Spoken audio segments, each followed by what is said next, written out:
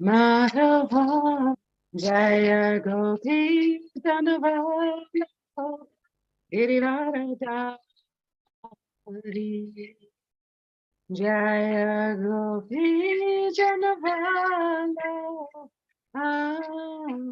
Girivaradari Yashodanandam Rajaja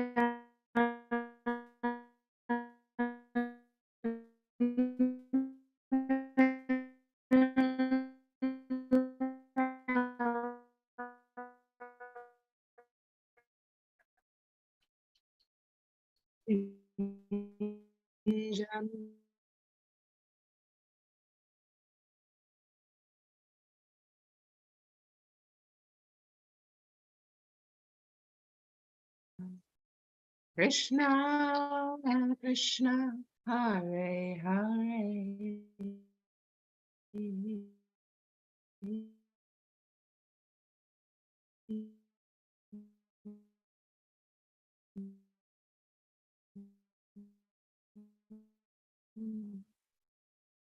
Hare Rama, Krishna, Hare Krishna, Hare Krishna, Krishna, Hare Hare, Hare Rama, Hare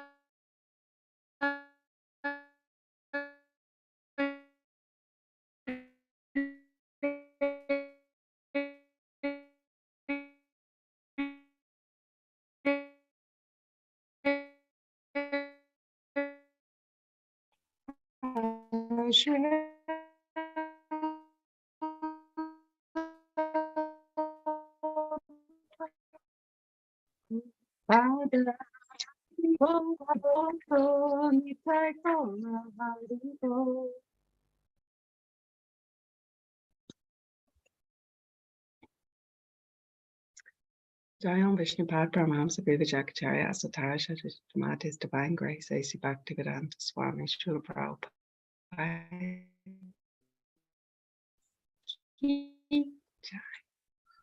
So reading from Srila Prabhupada Leelamrita will show up soon. Mataji, I have shared the screen. You can read from there it is. Thank you. Okay. For Abai, it was a great labor of love, and purchasing paper for printing became a priority. Sorry, something in the way there. Sorry, I can't read that, but yeah, it's got something in the way. Became a priority, even something. Neglecting his personal needs for preaching was a manifestation of his faith in Krishna, of which Abai suffered no scarcity. He had full faith that if he served Krishna, he would be provided for. To work alone was not an insurmountable problem. It was pleasant and simple. It was better than having to manage the neophyte inmates of the Gaudiya Sangha.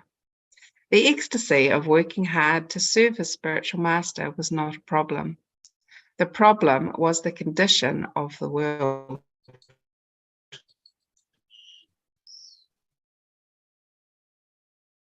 According to the Shastras, continual degradation in society, and Abai could see this evidenced every day in Delhi. Delhi, formerly known as Hastinapur, had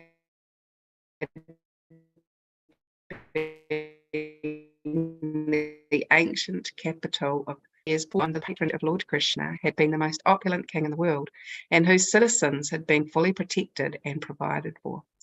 Now, after 1,000 years of foreign subjugation, India was again independent, and New Delhi was the capital. Yet, even in Abai's relatively brief 60 years of experience, he had seen Indian culture, which in his childhood had retained much of the original purity of the Vedic age, degrade. Now he saw a society in which his countrymen were victimized by the propaganda that they could be happy in gross materialistic indulgence. The British had introduced tea, tobacco, meat, and factories, and now, even after independence, These were a part of India's new way of life. Having driven away the British, the Indians were imitating Western ways, and India's leaders were deliberately ignoring the Vedic principles of God consciousness, the very treasures India was meant to distribute to the whole world.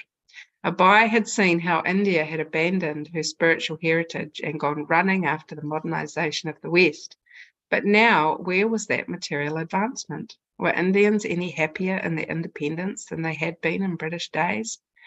To Abai, the overpopulated city was a hell of ruffians and fools. Although thousands of poor people were employed in the burgeoning steel mills and tyre factories, their living conditions had worsened. Thank you.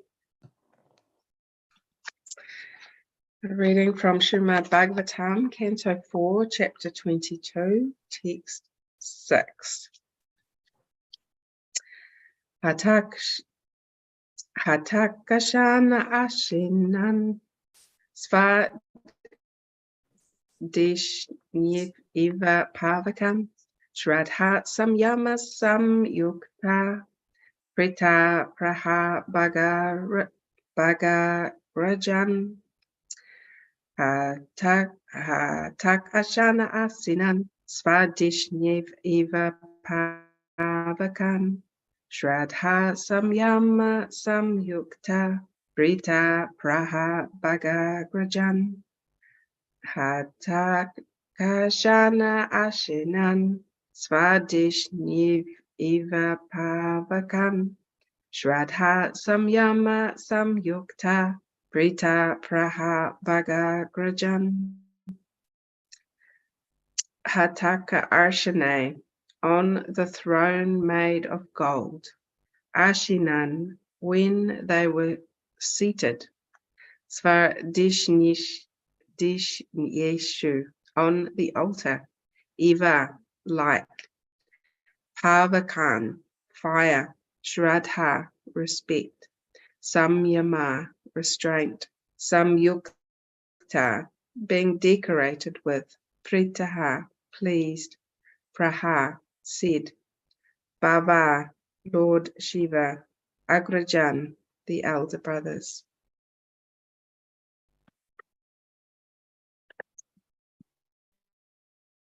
So sorry, I completely forgot. Goodness. One of those mornings. Om Namo Bhagavate Vasudevaya. Om Namo Bhagavate Vasudevaya. So we'll now read the translation and purport by His Divine Grace, A.C. Bhaktivedanta Swami Prabhupada.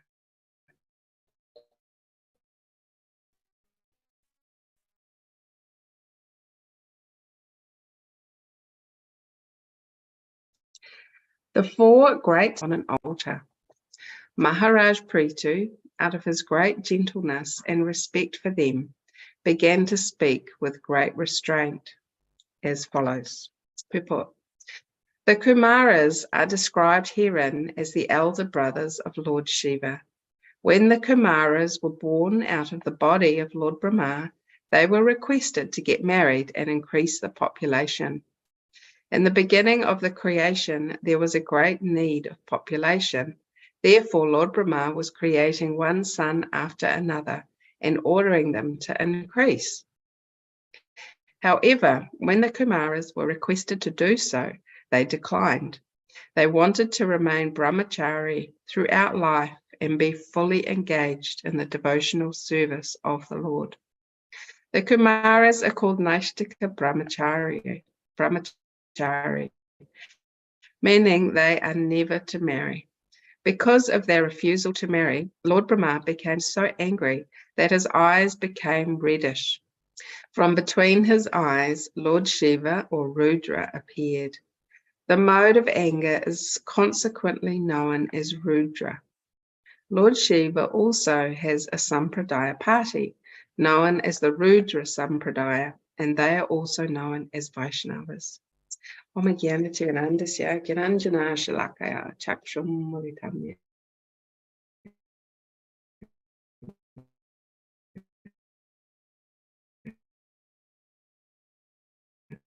Hare Krishna, Krishna Krishna, Hare Hare, Hare Rama, Rama Rama, Hare Hare.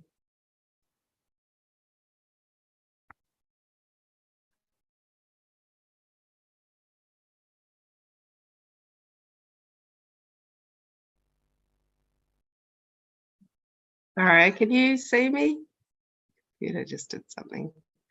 We can see you, but your Okay. connection is a bit slow and sometimes it is fading out. Right, yes, sorry, we're off grid here and having a few problems with our power supply this morning, so hopefully it goes okay. All right. So we are at the Bhagavatam. For those that are just joining us now, Prithu Maharaj is meeting with the Kumaras. So as we understand, Prithu Maharaj has been talking to his people in his town.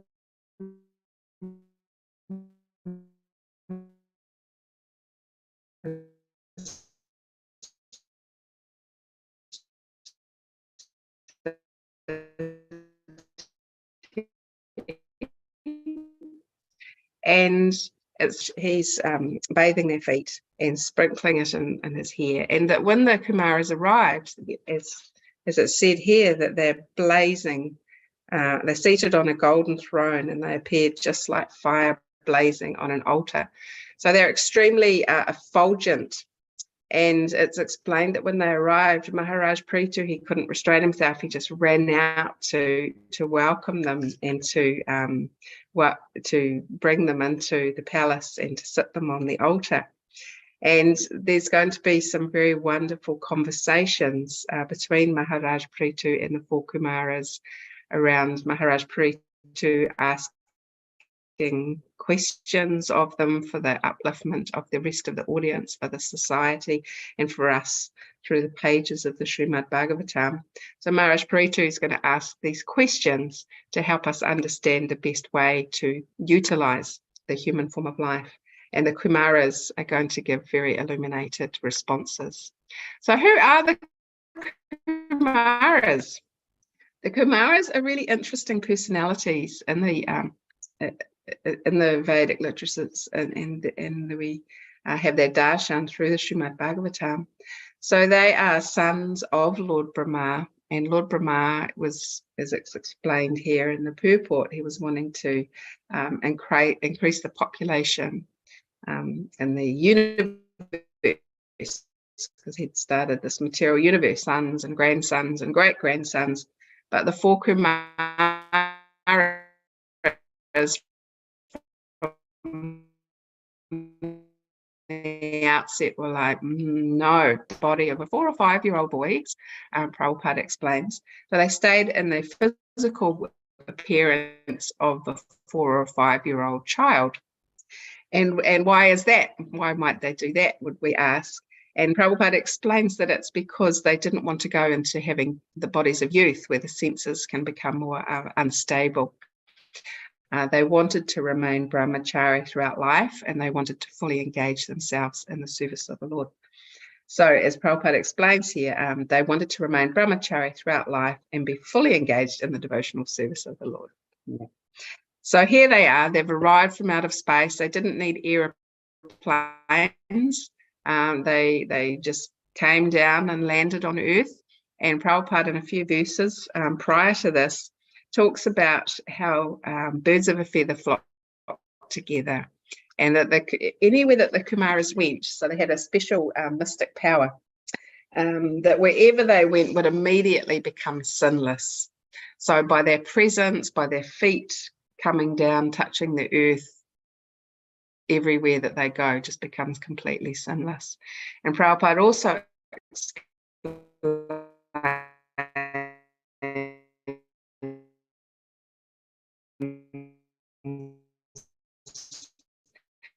that because of the power that was sinless, that the people were sinless, that they were engaged according to their duties and according to where they're at in serving the Lord and trying to develop their love for God through devotional service. So the Earth planet was already considered sunless. So therefore the Kumaras, they came down because during the reign of Pretu, every planet Earth was sunless. So the Kumaras and great personalities will just go and associate with other like-minded people. And Prabhupada has some really nice explanations there around how Pretu Maharaj had created such an amazing atmosphere that great souls like the Kumaras would come down and enlighten and have these discourses, have these conversations. And it's said that in this world, everyone's attracted by a person of the same category. So by the presence of Maharaj Pretu, these personalities were drawn here. So it's an interesting, we were just reading in the Prabhupada Leelamrita how, and just in Prabhupada's time at that point in the Leelamrita, that how much India had changed, from its Vedic understanding of how to live life based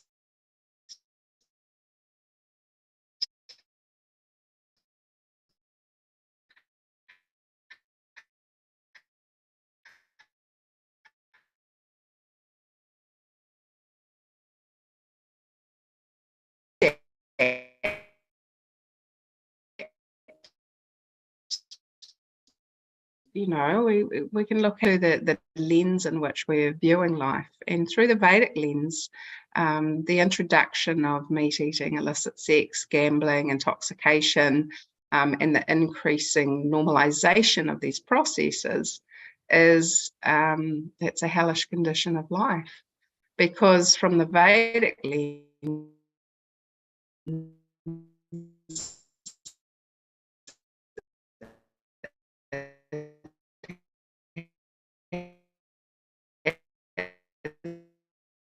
a much larger view of all lives. So things that can feel quite normalized now is not creating the best future. It's creating, the darkness of the soul, the repetition of birth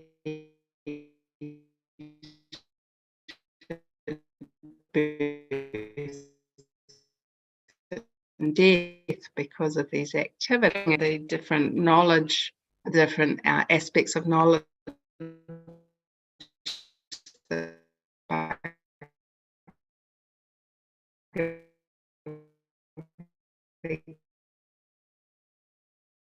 the teachers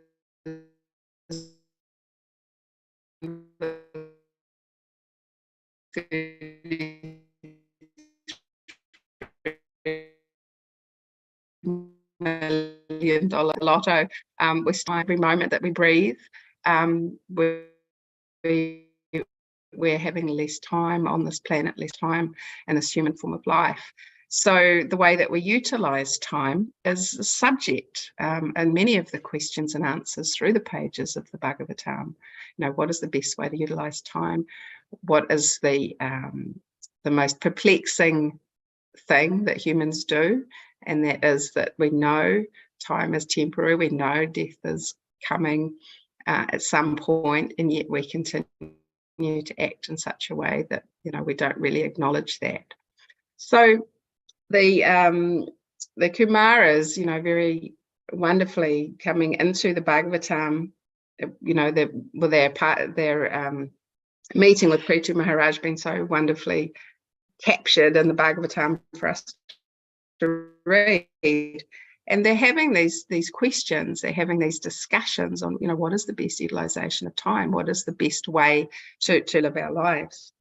And the decision that they'd made was to remain as 4 or 5-year-old boys and to engage in devotional service. And subsequently, here they are shining, they're so effulgent.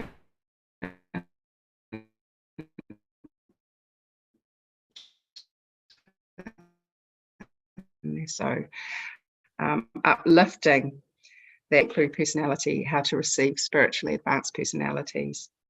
And that is to sprinkle, when a saintly person comes to one's home, it is the Vedic custom first to wash his feet with water and then sprinkle this water over the heads of oneself and one's family. Prithu Maharaj did this, for he was an exemplary teacher of the people in general. So the Kumaras have arrived. Prithu Maharaj has, I'm going to read it because it's really, really neat. Go back a couple. So seeing the glowing effulgence of the four Kumaras, the masters of all mystic power, the king and his associates could recognize them as they descended from the sky. Seeing the four Kumaras, Prithu Maharaj was greatly anxious to receive them. Therefore, the king, with all his officers, very hastily got up, as anxiously as a conditioned soul whose senses are immediately attracted by the modes of nature.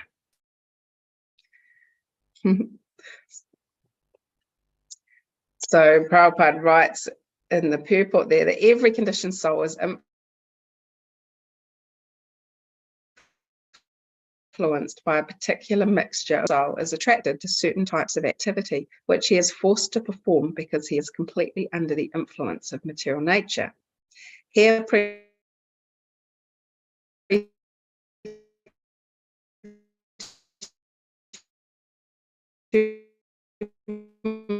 Maharaj is compared to such, without them he would have lost his life.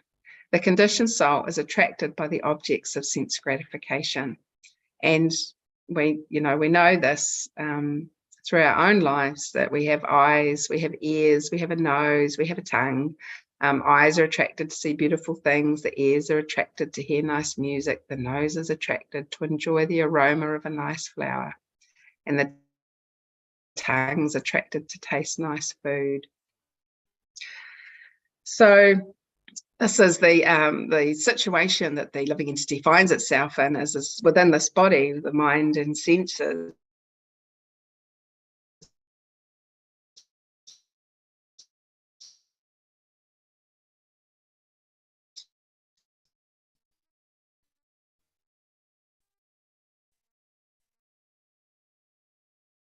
Strain himself from receiving the four Kumaras, who were bright by dint of their spiritual progress, and thus not only he himself but also his officers and associates all received the four Kumaras. Said that birds of a feather flock together. So this idea that we are attracted, we're attracted to people. Everyone in this world is attracted by a person of the same category.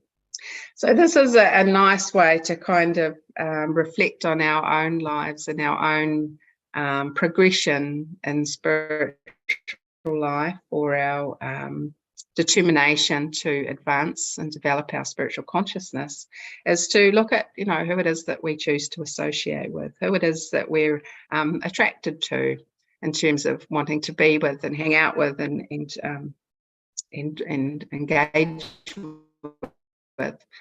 So obviously it's good to acknowledge where we're currently at and where it is we want to get to, and there's a few sort of road signs along the way to help us analyze where we're at and what it is that we need to do to further advance along the path. And this idea that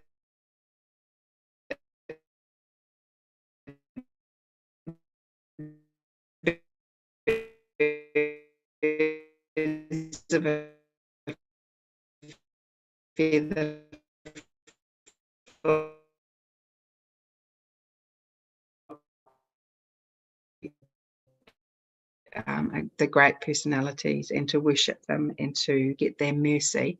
So he will go on to pose very wonderful questions to the Kumaras, and the Kumaras will kindly give their responses. So similarly in our lives, we want to engage and inquire from those that are more advanced along the path than ourselves.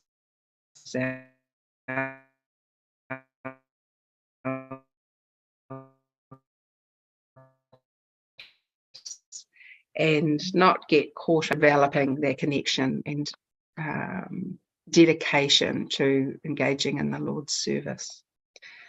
So when Lord Brahma, he asked his sons to get married, and they declined. He asked them to increase the population, and they declined. And Lord Brahma became so angry that his eyes became reddish, and from between his eyes, Lord Shiva or Rudra appeared. So the mode of anger is consequently known as Rudra.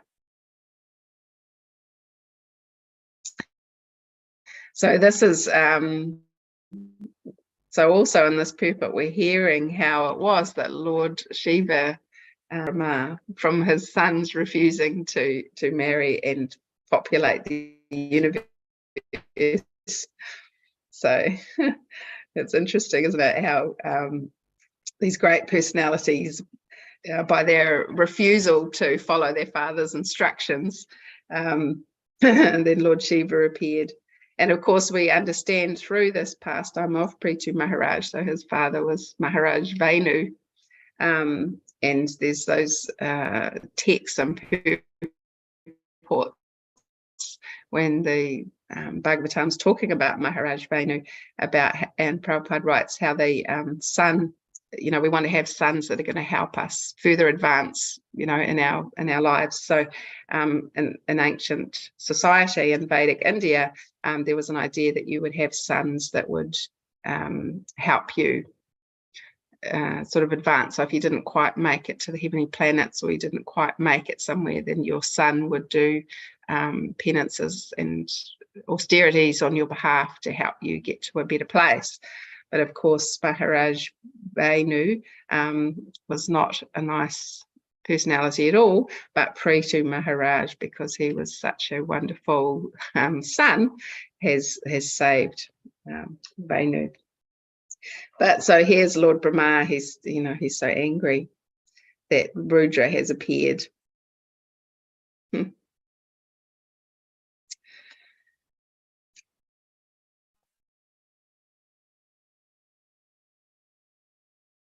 So yeah, it's quite an interesting point that the Kumaras chose to remain as 4 or 5-year-old children, and that these growing into youth, the senses can be disturbed. So, imagine having that mystic power or that determination that you want to remain, you want to remain so focused in your determined spiritual advancement that you would keep yourself in the body of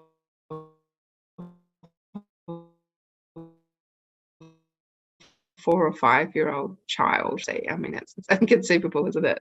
But it's an interesting point that that the body at different ages and stages gets pushed around in different ways. So we understand that, teenagers and youth, the senses can become quite turbulent, and we can make, choices and decisions that later on in life we can regret. And then there's different ages and stages, we find ourselves at different ages and stages just within this lifespan. Sometimes, you can be in this phase of having young children, and it can feel like it's forever. And then suddenly they're older children, and then they've left home, and then they're having their own children. So we find ourselves at different life stages, and the different life stages are characterized by different mindsets. The senses act in different ways. Things that were once really important to us can become less important, and vice versa. So, just even in this journey of our material life, there's so much change and complexity, and what's up is down and what's down is up. This world of duality. So it's interesting to kind of meditate and think about these personalities that literally chose to stay in the body of a 4 or 5-year-old young boy eternally, and to travel the universe, and to travel outside of this universe, within these 4-year-old bodies. That's inconceivable.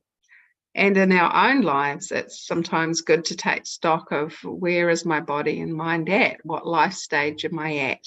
And how is it that I can best engage in service accordingly? Because that will change throughout our lifespan, but we want to always maintain the central driver of our existence is to continue developing our spiritual life and to have Krishna in the center of our activities, no matter what stage we are at in our lives. It's really important.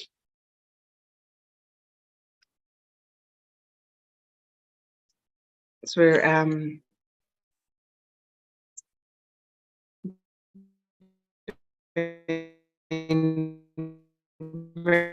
reading, doing a little bit of instruction. I've been reading studying actually the verse 1 of Nectar Instruction again and again, because there's so much in there. And that idea of prayashita, or atonement, has been really interesting to meditate on in terms of how we can do that. Well, as human beings, how there's this idea of, well, Prabhupada writes in the purport there about confessing sins before a priest, doing some penance, then re-engaging in sin, and how this atonement, how this prayashita is condemned by Maharaj Parikshit. The comparison to the elephant bathing, takes a nice bath and then throws dirt all over his body.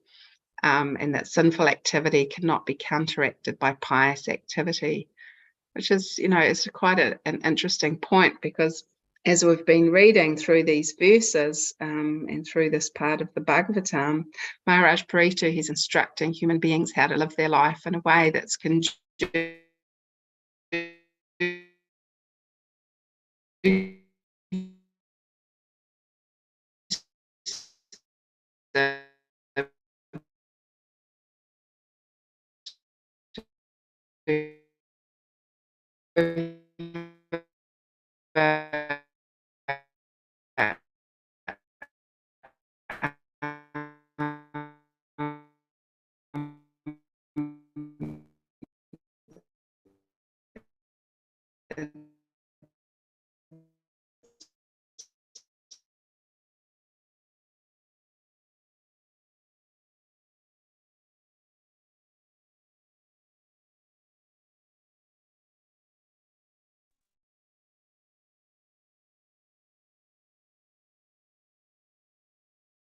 Sorry, can you hear me?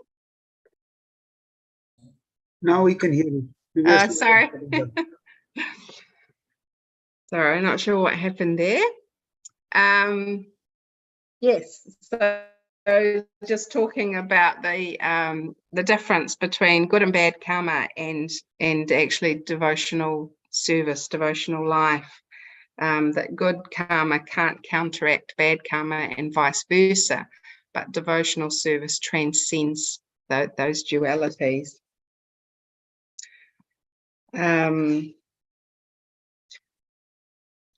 Yes. So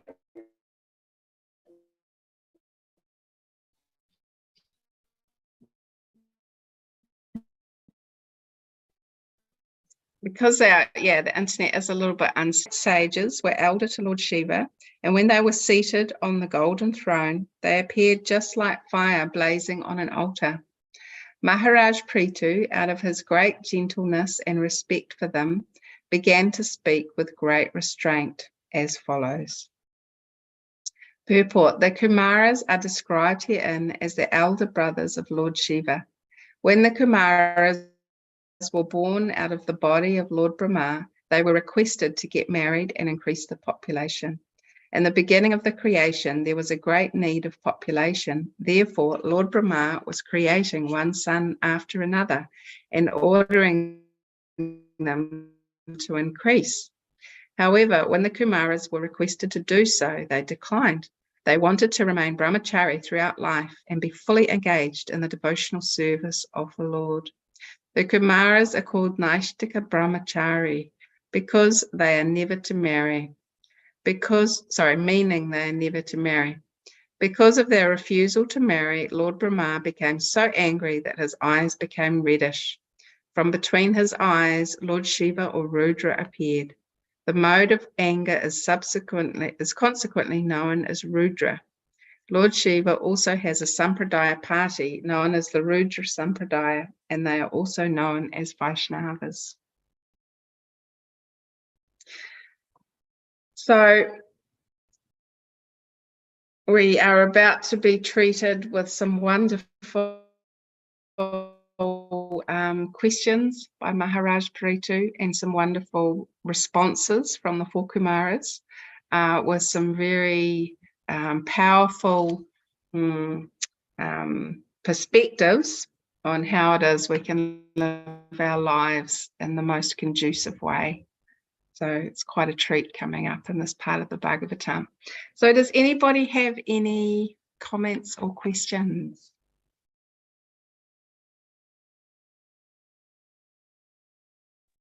Hare Krishna Mataji, please accept my obeisances. Hare Krishna, please accept mine. Mataji, I wanted to inquire from you. You mentioned in the beginning, like when we travel, there are signposts and things like that. And you also mentioned that we also have to look at who do we associate with. But in general, we often hear that we associate with devotees, and when we go to temple or anywhere, there are devotees everywhere. But then we also hear in the community that such and such person went through some traumatic experiences and things like that. Could you please comment on that? Like, who do we associate with and how do we decide that? Because initially, when we come, we are kind of naive and everything feels like a grudge. Please help us understand.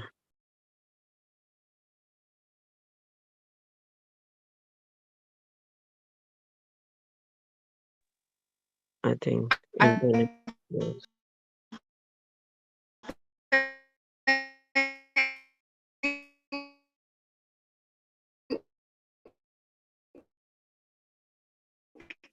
Yeah, I think the next rule of thumb is if somebody inspires us in our devotional service.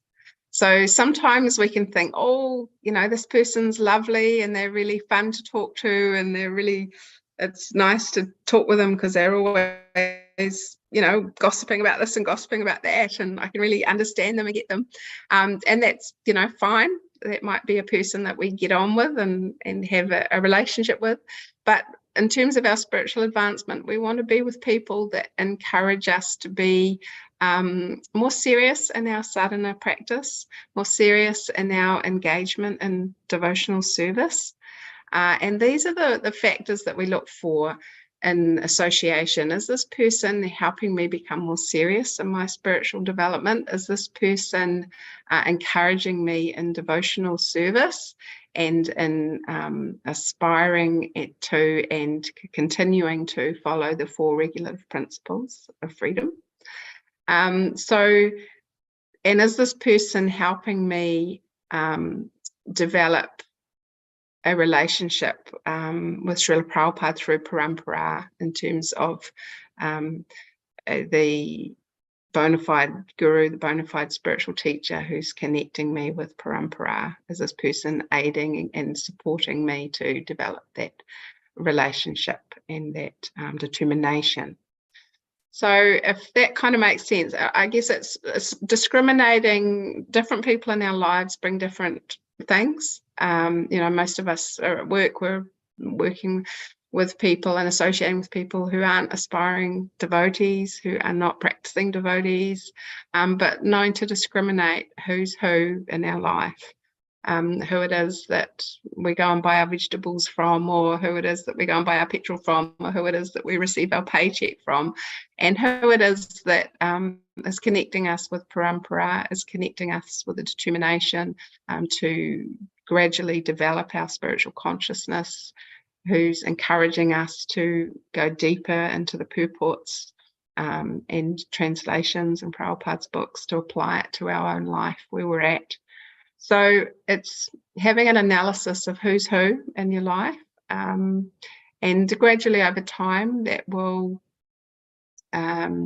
develop, because the super soul is in our heart and the super soul is in everyone else's heart, and the super soul will direct the living entity according to their determination in Krishna consciousness. So the super soul will support us to make advancement and will give us insights into what's conducive and what's not. But I think particularly in the beginning stages, it's somebody that inspires us to become more serious in our spiritual life.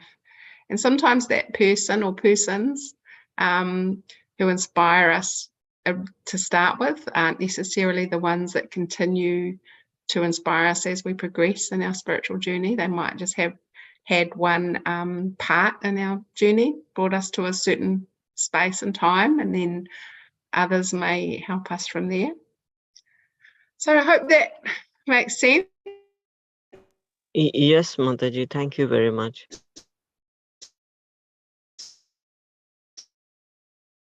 So if there's anything else you want to add, or if anybody else has noticed. Anything else?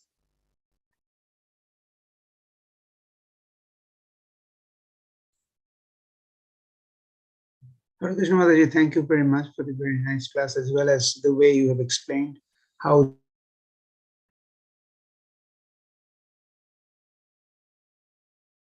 associate and what are the things we can learn from the device from whom we started to get inspiration in the beginning may not continue the subsequent things, and because they change in the way of life, and we can find out that who can help us, and as you have rightly pointed out, that who is helping us in our advancement in devotional service, following the parampara, as well as the inculcating the habits by his conduct and behavior. He is showing that he is in the right path, and we can follow them. And so it's a very nice explanation, Mataji. Thank you for that. Thank you. We have learned a lot from your practical suggestion. Thank you.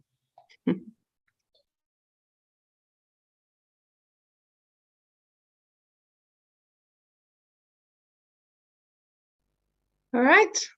Any last question?